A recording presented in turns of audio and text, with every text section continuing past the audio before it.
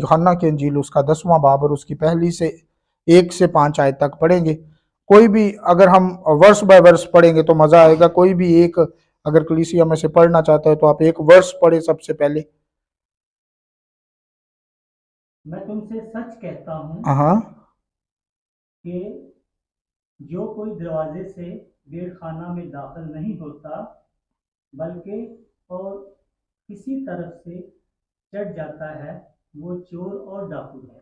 आमीन। Second verse कोई पढ़ सकता है तो जरूर पढ़े, अपनी आवाज को बुलंद करें।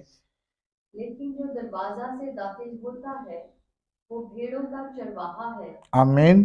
Third verse. हाँ जी, हाँ जी, पढ़े पढ़े, जो पढ़ सकता है जरूर अपनी आवाज को खोले।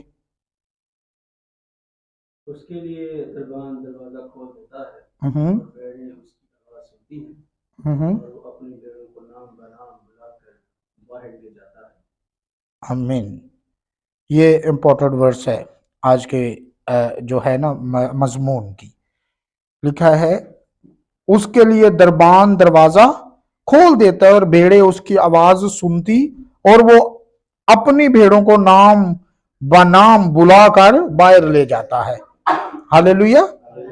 चौथी वर्ष हम पढ़ेंगे, अगर कोई पढ़ सकता है और तो पढ़े। लाजम आज खुदा के कलाम को हम पढ़ते जाएंगे आगे ताकि मजीद चीजों को सीखें। जब वो अपनी सब भेड़ों को बाहर निकाल चुका है तो उनके आगे आगे चलता और भेड़ें उसके पीछे पीछे हो लेती क्योंकि वो उसकी आवाज पहचानती। Okay, number 5। मगर वो गैर शख्स के पीछे ना जाएंगी बल्कि उससे भागेंगी क्योंकि गैरों की आवाज नहीं पहचानती। आमीन। जो खुदा की भेड़ें हैं वो सिर्फ किसकी आवाज सुनती हैं? करता है। अब भेड़ का काम क्या है कि वो अपने चरवाहे की आवाज को सुने और समझे। चरवाहे की आवाज को सुने और समझे और ज़हन में रखे कि ये मेरे चरवाहे की आवाज है। और कहीं तो जब हम पहचान कैसे होगी? जब हम यीशु को फॉलो करेंगे, यीशु मसीह को फॉलो करेंगे, तब हमें खुदा के कलाम की, खुदा की आवाज की पहचान होगी कि ये आवाज सिर्फ मेरे लिए है। आमीन। और पहचान ऐसे होगी कि जब हम खुदा के कलाम पर अमल करेंगे, खुदा के लोगों के साथ मिलते रहेंगे और खुदा के यीशु मसीह के हम पैरोकार रहेंगे, यीशु को फॉलो करते रहेंगे तो हमें यीशु की आवाज का पता चलेगा और कदस हमें हर जगहों पे हमारी रहनुमाई करती है। और जब हम खुदा की पैरवी करते हैं तो हम खुदा की आवाज को पहचान पाते हैं। क्योंकि अगर हम आगे पढ़ें तो खुदा के कलाम की पहचान हमें गुमराही और हलाकत से बचाती है। तो जब हम खुदा की आवाज को सुनते हैं, पहचानते हैं, तो हम गुमराह नहीं होते, हम गुमराह नहीं होते, हम हलाकत से बच जाते हैं। गुमराह नहीं होते बल्कि हलाकत से बच जाते हैं। आगे चलिए 27वीं और 28वीं वर्ष में लिखा है मेरी भेड़ें मेरी आवाज सुनती, मैं उन्हें जानता हूं और वो मेरे पीछे पीछे चलती हैं। ये यीशु मसीह कह रहे हैं कि मेरी भेड़ें जो है, इसी चैप्टर की 27वीं और 28वीं वर्ष को हम पढ़ेंगे। मेरी भेड़ें मेरी आवाज सुनती है और मैं उन्हें, आमीन, और मैं उन्हें जानता हूं और वो मेरे पीछे पीछे। कौन भेड़ें? जो यीशु की आवाज को सुनती हैं और वो यीशु की आवाज को पहचानती हैं। क्या करती हैं? वो यीशु के पीछे पीछे चलती हैं।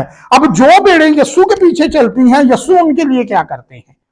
28वीं आयत में लिखा है और मैं उन्हें हमेशा की जिंदगी बख्शता। आमीन। हमेशा की जिंदगी बख्शन कौन बख्शता है? यीशु बख्शता है। यीशु तो तब बख्शेगा ना जब आप यीशु की आवाज को पहचानने वाले होंगे, सुनने वाले होंगे और फॉलो करने वाले होंगे।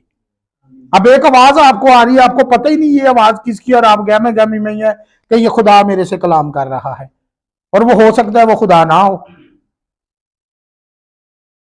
अब एक काम आप शुरू करने के लिए जा रहे हैं, खुदा स्टॉप कर रहा है, आप कहते हैं नहीं मैनू आवाज आई सी, लेकिन हो सकता है वो आवाज आपके लिए रॉन्ग आवाज हो। इसीलिए कलाम मुकद्दस में लिखा है कि मेरी भेड़ें मेरी आवाज सुनती और पहचानती हैं, और जब पहचानती हैं तो उसके पीछे जाती हैं। आमीन। और जब भेड़ें पीछे जाती हैं तो यीशु फिर क्या करेंगे? और मैं उन्हें हमेशा की जिंदगी बख्शता हूं और वो अब्बद तक कभी। आमीन। जब हम यस्सु की आवाज सुन के पीछे जाते हैं तो हम कभी भी अब तक हलाक नहीं होंगे, हम खुदा के साथ रहेंगे।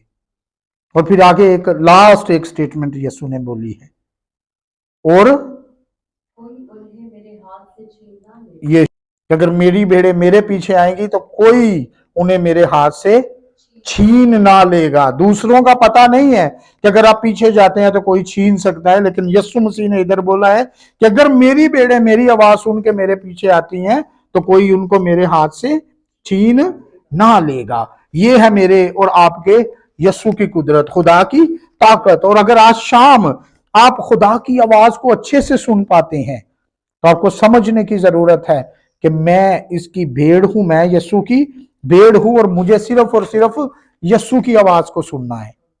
आमीन। किसकी आवाज को सुनना है? यीशु की आवाज को सुनो, यीशु के सामने रखो, क्योंकि उसने लिखा है कि मेरी भेड़ें मेरी आवाज को सुनती और पहचानती हैं। और जब यीशु आपको हिदमत का तोड़ा देता है, आपको इस्तेमाल करना चाहता है, तो फिर खुदा आपको सोर्सेज भी देता है। याद रखें, खुदा आपको सोर्सेज भी देता है, सारी चीजें भी मुहैया करता है। और जब हम खुदावंद की आवाज को सुनते हैं तो खुदा हमें ऐसी जिंदगी बख्शता है जो कभी खत्म ना होगी। आमीन। सिर्फ हमें समझना है कि आवाज गलत है या दुरुस्त है। और जब हम गुमराह हो जाते हैं, हमारा ईमान, जब हम कोई ऐसा बंदा आता है जो हमें डेट और टाइम बता देता है, जी फलां दिन फलां होगा, और जब डेट और टाइम गुजर जाता है ना, तो जब नहीं होता तो हम क्या करते हैं? हम खुदा की आवाज को नहीं पहचानते। डेट और टाइम में वो हमें बता जाता है कि इस डेट को ये होगा, फलां चीजें बदलेंगी, और जब नहीं होता तो हम इतने बुद्धू हो जाते हैं कि हम अगेन उसे काल मिलाते हैं। ओ भाई साहब, ये तो हुआ ही नहीं है। मतलब कि वो गलत इंफॉर्मेशन को हम फॉलो अप कर रहे होते हैं। जब रॉन्ग इंफॉर्मेशन को हम फॉलो अप करेंगे तो हम गुमराह हो जाएंगे और जहन्नम की आग में चले जाएंगे। और जब हम यीशु की आवाज को फॉलो करेंगे तो हम बरकत पाएंगे और खुदावंद के साथ आगे बढ़ते जाएंगे और हमेशा की जिंदगी के वारस होंगे, क्योंकि उसने कहा राह, हक और जिंदगी मैं हूं, कोई मेरे वसीला के बगैर बाप के पास नहीं जा सकता। और जब बाप की बात होती है तो फिर यीशु हमारे साथ खड़ा है। आमीन। और आज वो ही है जो हमें इन सारी चीजों से, सारे सर्कमटेंसेस से, सारे हालातों से बाहर निकालता है। और वो निकालेगा कब? जब हम खुदा के साथ रफाकत रखेंगे। खुदा के साथ रफाकत रखेंगे। और खुदा के साथ रफाकत कैसे रखेंगे? खुदा की आवाज को पहचान के और उसके कलाम को पहचान के। आमीन। और जब हम खुदा की आवाज को और उसके कलाम को पहचानते हैं तो फिर खुदा का कलाम और खुदा की आवाज हमें इस काबिल बनाती है कि हम अपना रिलेशन खुदा के साथ कायम रख सके, हम अपनी रफाकत खुदा के साथ कायम रख सके।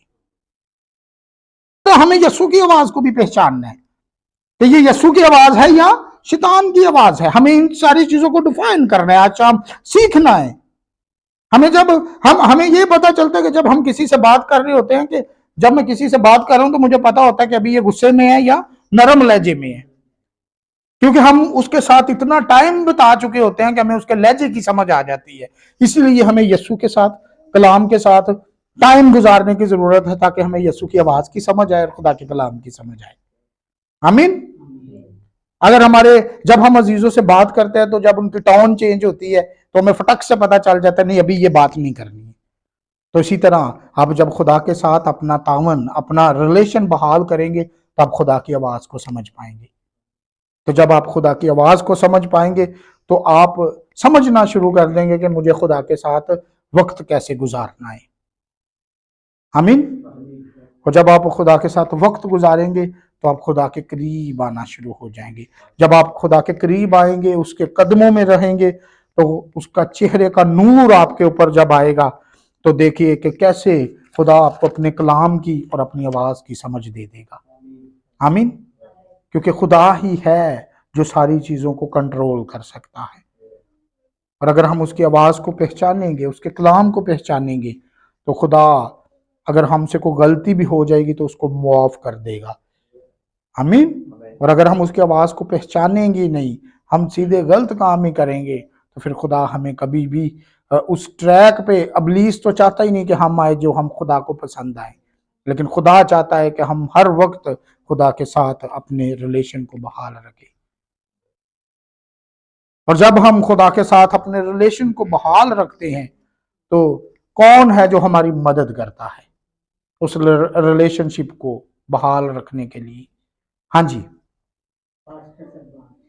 नहीं, ये एक बाद की बात है कि जब हम खुदा के साथ अपने रिलेशन को बहाल करते हैं तो कौन है जो हमारी मदद करता है? दुआ करने में भी हमारी मदद करता है। आमीन। खुदा का पाक रूह जो है, रूहुल कुद्दुस जो है, वो हमारी मदद करता है। कौन मदद करता है? रूहुल कुद्दुस। इसीलिए हर वक्त जब आप दुआ करें तो खुदा के पाक रूह को मांगे, खुदा के पाक रूह को, रूहुल कुद्दुस को मांगा करें, ताकि वो आपकी हदायत करे, आपकी रहनुमाई करे, आपको हिकमत दे, ताकि आप राइट और रॉन्ग की पहचान कर सको। गलत क्या है, दुरुस्त क्या है, आपको समझ आना शुरू हो जाए। क्योंकि जब हम कलाम मुकद्दस की बात करते हैं तो खुदा के कलाम को किसने लिखाया? खुदा के पाक रूह ने। किसने लिखाया खुदा के कलाम को? खुदा के पाक रूह ने। और खुदा का पाक रूह हमें ये पहचान बख्शता है कि हम सही और गलत में तमीज कर सकें। और जब हम खुदा की आवाज को सुनते हैं, उसके कलाम को सुनते हैं, तो हम आगे बढ़ते जाते हैं। और खुदा का पाक रूह जो है वो हमें बड़े अच्छे तरीके से सारी जो बुरी चीजें हैं उनसे बचाता चला जाता है। और खुदा का पाक रूह हमारी मदद इसलिए भी करता है क्योंकि हम सच्चे दिल से खुदा के साथ जुड़े होते हैं। आमीन। और खुदा का पाक रूह हमें तसल्ली देता है, तशफ़ी देता है, इत्मीनान देता है, जो हमारी समझ से बाहर है। वो कौन कर सकता है? खुदा का पाक रूह। और खुदा का पाक रूह जब हमें हिकमत देता है तो हम अच्छे और बुरे की पहचान भी कर सकते हैं। और खुदा का पाक रूह आपके अंदर इतनी काबिलियत पैदा कर देता है कि आप खुदा की आवाज़ को समझ सकते हैं कि ये खुदा की आवाज़ है या किसी दूसरे की आवाज़ है। इसके लिए यूहन्ना 14 बाब 25-26 निकालें जरा एक हवाला, समझ लें, ताकि हम देखें कि पहचान क्या है खुदा के पाक रूह की, किस तरह खुदा का पाक रूह हमें समझाता है। मैंने ये बातें तुम्हें तुम्हारे साथ रहकर तुमसे कर दी, लेकिन मददगार यानी रूहुल कुद्स जिसे बाप मेरे नाम से भेजेगा, वही तुम्हें सब बातें सिखाएगा और जो कुछ मैंने तुमसे कहा है वो सब तुम्हें याद दिलाएगा। आमीन। आमीन। कौन सिखाएगा? खुदा का पाक रूहुल कुद्दस यानी मददगार, यानी लेकिन मददगार यानी रूहुल कुद्दस जिसे बाप मेरे नाम से भेजेगा, वो ही तुम्हें सब बातें सिखाएगा, जो कुछ मैंने तुमसे कहा वो सब तुम्हें याद दिलाएगा। कौन याद दिलाएगा? खुदा का पाक रूह। और खुदा का पाक रूह हमें जो है वो खुदा के कलाम को पहचानने की मदद देता है। आमीन। अब सच्चे उस्ताद की अगर बात करें तो सच्चा उस्ताद आपको हमेशा सीधे रास्ते पे लेके आता है, कभी भी आपको गलत चीजें दिखा के सीधे रास्ते पे नहीं लेके आएगा। सच्चा उस्ताद हमेशा आपको सच्ची बातें समझाएगा। आमीन। क्योंकि अगर पहला सामुएल 3 बाब पढ़ें तो पूरा नहीं पढ़ेंगे। पहला सामुएल 3 बाब में जिक्र है कि सामुएल को कितनी दफा खुदा ने आवाज दी? 3 दफा। Samuel Samuel Samuel. अब देखें कि सैमुएल जो है वो जब भी खुदा की आवाज को सुनता है वो क्या समझता है कि ये एली की आवाज है। देखिए अब खुदा का पाक रूह, आवाज किसकी है? खुदा की। और मिला किससे रहा है? क्योंकि जब उसको फील होता है कि मुझे सैमुएल सैमुएल सैमुएल पुकारा जाता है तो वो कहता है ये तो मेरे उस्ताद की आवाज है, एली की आवाज है। और वो भागता हुआ एली के पास जाता है कि तूने मुझे बुलाया? वो कहता है नहीं बुलाया। जाके सो जाके फिर जब वो लेट जाता है फिर आवाज आती है सैमुएल सैमुएल सैमुएल। वो फिर उठता है, फिर कहता है कि मेरे उस्ताद ने मुझे बुलाया। फिर एली के पास जाता है कि तू फिर बुलाया? वो कहता है नहीं। अब आवाज एली की, पीछे पाक रूह, चीजें देखेंगे कैसे मुशाबत में है। तो जैसे ही वो खुदा के खादम के पास दोबारा जाता है तो फिर जब उस्ताद सही रहेगा ना तो आपको सही चीजें गाइड करेगा। उस्ताद सही रहेगा तो आपको पाक रूह से बात करने की तमीज सिखाएगा। आपको पाक रूह से बात करने की तमीज सिखाएगा कि पाक रूह से बात कैसे करनी है, खुदा से बात कैसे करनी है। आयत में लिखा है, इसलिए एली ने सैमुअल से कहा, जा लेट रह और अगर वो तुझे पुकारे। ये है, अगर आपका उस्ताद बेहतर है तो, सच्चा है तो वो क्या कहता है कि बात कैसे करनी है, उस्ताद बातचीत करने का तरीका सिखाता है। तो तू कहना, ए खुदावंद फरमा, क्योंकि तेरा बंदा, आमीन। उस्ताद ने गाइड किया कि बात करनी कैसे है, कि ए खुदावंद फरमा, क्योंकि तेरा बंदा सुनता है। सो सैमुएल जाकर अपनी जगह पर लेट गया। ये समझाया खुदा के खादम ने उस बेटे को, और वो फिर वापस अपनी जगह पे गया। और सैमुएल ने क्या किया, उसने अंदर अपने से कुछ ऐड किया नहीं। जब तब खुदावंद आ खड़ा हुआ और पहले की तरह पुकारा, सैमुएल सैमुएल। सैमुएल ने कहा, फरमा, क्योंकि तेरा बंदा सुनता है। आमीन। ये है जब आपका उस्ताद सही हो तो चीजें। अशाम हमें समझने की जरूरत है कि जब हमें खुदा की आवाज आती है तो हमें उसको जो है उसको रिसीव कैसे करना है, हमें खुदा की आवाज को रिसीव कैसे करना है। और आज शाम हमें सैमुएल की एग्जाम्पल हमारे सामने मिलती है कि किस तरह सैमुएल ने खुदा की आवाज को रिसीव किया। आमीन। जब उस्ताद सिखाने वाला सही है तो फिर चीजें सही आपकी लाइफ में आएंगी, क्योंकि वो खुदा से बात करने के लिए हमें समझाता है। वो समझाता है कि हमें किसी बड़े को रिप्लाई कैसे करना है, हमें खुदा से बात कैसे करनी है, हमें दुआ कैसे करनी है, हमें कलाम कैसे पढ़ना है। अब लोग कहते हैं कि वो कलाम को कैसे समझें, कि जो कलाम खुदा के कलाम के खिलाफ है। हमें समझ नहीं आती जी, अगर कोई कलाम पढ़ रहा है तो ये खिलाफ है या अंदर है। तो उसके लिए है कि जब आप खुदा की बातों को, बाइबल मुकद्दस की तलीम को जब आप पा रहे हों, तो जो तलीम बाइबल के खिलाफ नहीं है वो खुदा के कलाम में से है। समझिए, जो तलीम बाइबल के खिलाफ नहीं है वो खुदा के कलाम से है। कभी भी खुदा रोया और हाब में गलत कलाम नहीं करता है। खुदा कभी भी नहीं आपको कहेगा कि उठ के अपने भाई की जिदाद पे कब्जा कर ले, उठ के सुबह खानदान वालों को बोल के जी मैं तो तुमको जानता ही नहीं हूं। खुदा कभी ऐसी टीचिंग नहीं करेगा। ये अगर कोई कर रहा है, आपको खानदान से ऊपर कर रहा है और आपके चीज में ये, आपके जेहन में ये चीजें डाल रहा है, तो वो शैतान ही हो सकता है जो आपकी इज्जत नहीं चाहता है उस जगह पे। जेहन में रखिए, खुदा कभी भी आपको ये नहीं कहेगा कि उठ के चोरियां कर, क्योंकि ये सारी चीजें बाइबल के खिलाफ है। आमीन। जेहन में रखिए, वो खुदा जब कलाम करेगा तो वो आपकी इज्जत को बढ़ाएगा। खुदा जब कलाम करेगा तो खानदानों में आपकी इज्जत को बढ़ाएगा। खुदा जब आपसे बात करेगा तो आपके अंदर से बीमारी को निकाल देगा। खुदा जब आपसे बात करेगा तो वो आपके घर से सारी उस जो गरीबी को आपसे दूर कर देगा। खुदा जब आपसे बात करेगा तो वो आपके लिए आसमान के दरवाजे, आसमान के दरीचे खोल के आपको ब्लेस करेगा और आपको शिफा देगा। बीमारी जाती रहेगी कोई भी, जब खुदा आपसे कलाम करेगा।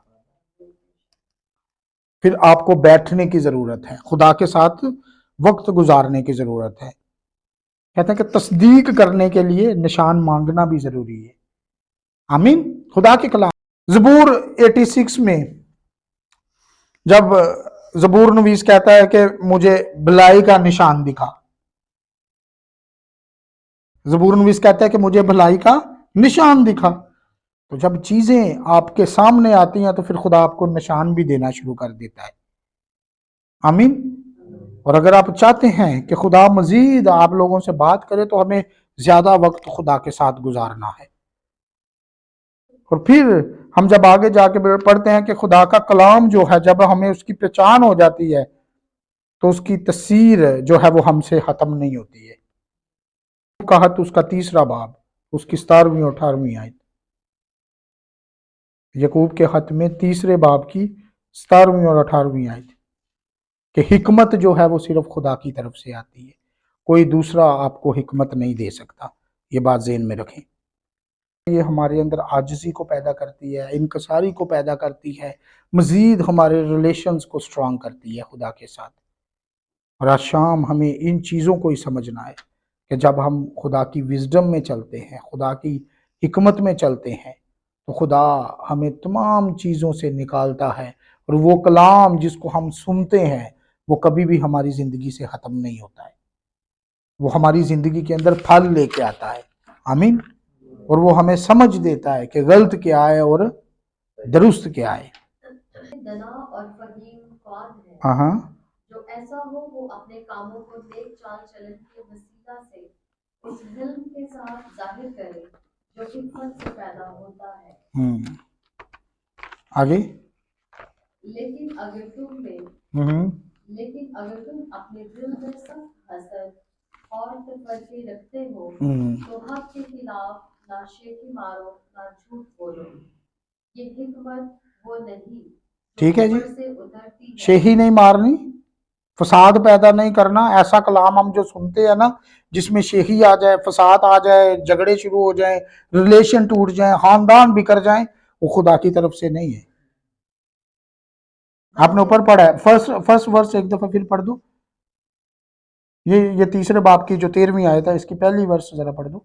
तुम में दना और फहीम कौन है जो ऐसा हो वो अपने कामों को नेक चाल चलन के वसीले से उस हिल्म के साथ जाहिर करे, ठीक है, जो हिकमत से पैदा होता है। हिकमत से पैदा होता है। अब हिकमत से क्या पैदा होता है? वो हमारे अंदर पैदा क्या करती है जी? अव्वल तो वो पाक होती है। अव्वल तो वो साथ रही, अव्वल तो वो पाक होती है, और करती क्या है? मिलनसार होती है। यानी कभी आपके रिलेशन को, आपके रिश्तों को तोड़ती नहीं है, खराब नहीं करती है। ये हिकमत वो है जो ऊपर से आ रही है। फिर और क्या करती है? हलीम, मतलब कि आपको झुका देती है। आपके अंदर से अक्कड़, हसद, वो जो होता है ना, सुन के जी मैं बड़ा, वो सारी चीजें खत्म हो जाती हैं। आपको हलीम बना देती है, जो हिकमत ऊपर से आती है जी। और तरबियत पजीर, हाँ, और आपकी तरबियत करती है कि अच्छा क्या है और बुरा क्या है। आगे। रहम और अच्छे फलों से लदी हुई। रहम और अच्छे फलों से लदी हुई है, मतलब कि हर वक्त आपकी जिंदगी से अच्छा ही काम जाहिर होगा, दूसरों के लिए बरकत का ही सुबह बोएंगे आप। और जब आपके अंदर ये सारी चीजें नहीं है, तो थर्ड वर्स को 13वीं आयत को पढ़ें, 13वीं 14वीं में आपको पता चल जाएगा कि बगाड़, तफरके, वो सारी चीजें आपके अंदर आ जाएंगी। फिर तो जब हम हिकमत की बात करें, तो जो हिकमत आसमान से आती है वो हमें बड़ी खूबसूरत बना देती है। हमारी जिंदगी में लड़ाई नहीं रहती, झगड़े नहीं रहते, सारी चीजें खुदा के कलाम के मुताबिक हो जाती हैं। हिकमत जो खुदा से आती है वो आपके अंदर हलीमी, आजजी, इनकसारी और चीजों को बदलती है। आमीन। आज शाम हमें यही समझना है। अगर हमें अपने खानदानों को जोड़ना है तो हमें खुदा के कलाम पे अमल करना पड़ेगा, खुदा की आवाज को पहचानना पड़ेगा, खुदा के कलाम को पहचानना पड़ेगा। और जब हम खुदा के कलाम को पहचानेंगे तो ये कलाम जो है ये कभी बेतसीर वापिस नहीं लौटेगा। ये कलाम कभी बेतसीर वापिस नहीं लौटेगा, क्योंकि खुदा के कलाम को हमने पहचान लिया है। और जब हम खुदा के कलाम को पहचान लेंगे तो कभी भी हम अपनी चीजों से पीछे नहीं रहेंगे, बल्कि हमेशा खुदा के कलाम की गवाही देंगे। आमीन। क्योंकि हमें समझ आ जाती है कि खुदा का कलाम हमें कहना क्या चाह रहा है। आज शाम का ये जो कलाम है, खुदा के कलाम को अपनी जिंदगी में पकड़ के रखें कि ये बेतसीर वापिस ना लौटे, बल्कि हमारी जिंदगियों में काम करे। हालेलुया।